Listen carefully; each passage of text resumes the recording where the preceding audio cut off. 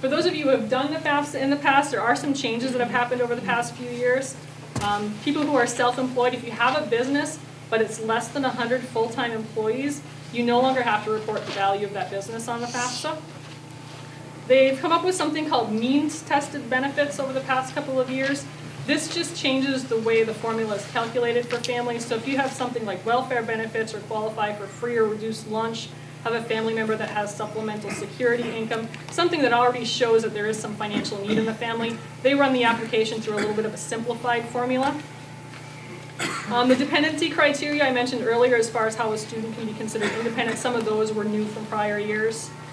There have been some changes to the additional income questions that they ask for. In addition to tax information, there are some other income questions that they look at.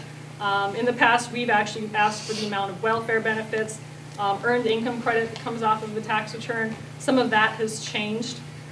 They're no longer looking at that. They also no longer count veterans benefits as a type of financial aid. We used to have to take veterans benefits into account when looking at other financial aid for a student. We no longer have to do that.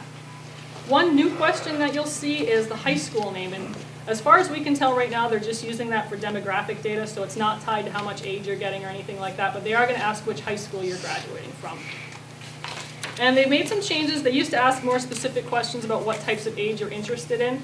The only one they're going to ask you about now is the work-study program. They're going to ask you if you're interested in participating. I recommend saying yes. You can always turn down things later, so you see if you qualify. If you don't want to use it, for some reason, you can always turn that down later. This also means that you're probably going to automatically be considered for student loans, whether you want them or not. Again, you can always turn down student loans. So if you're offered a student loan, you can turn that down. You do not have to take any kind of student loan if you don't want it.